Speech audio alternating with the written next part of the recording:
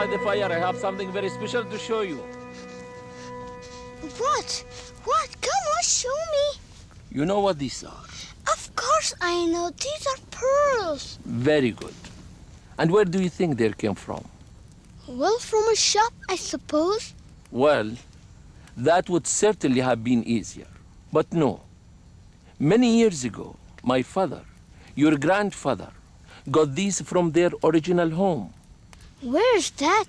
From the oysters where they grew. And he dived way down to the bottom of the sea for them.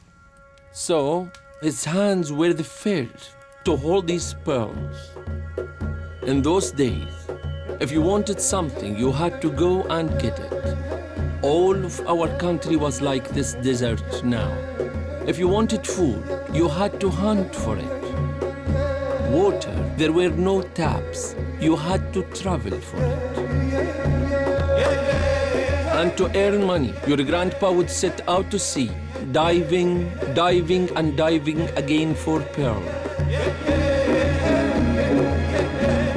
It was tiring and dangerous work, but it gave us what we needed to live until the disaster came. Why? What happened? In the early 1930s, people found a way to make pearls rather than dive for them. And suddenly, no one wanted Grandpa's pearls anymore.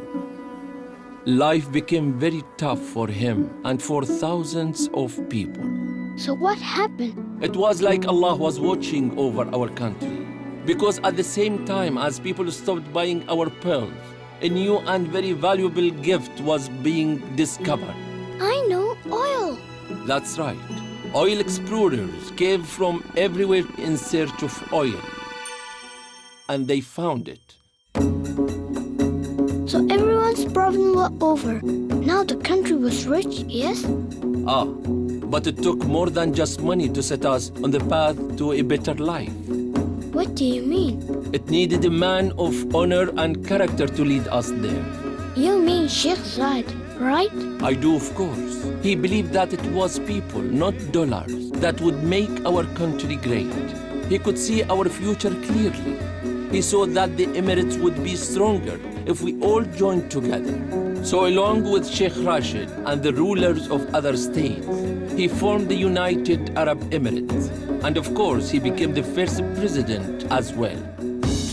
He built roads, hospitals, airports, schools. He created opportunities for women, including universities. And only a generation later, just look at us now.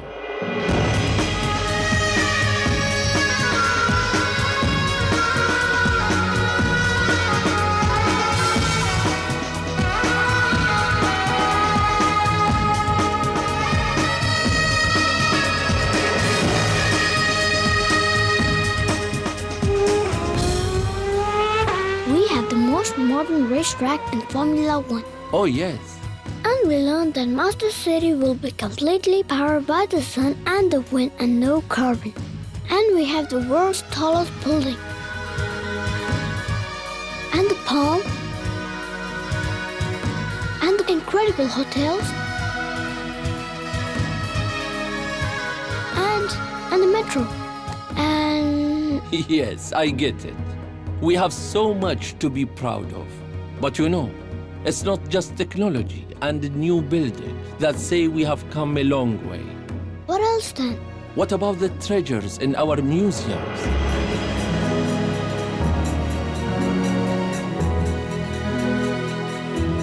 The art that hangs in our galleries? And the magnificent new Grand Mosque in Abu Dhabi?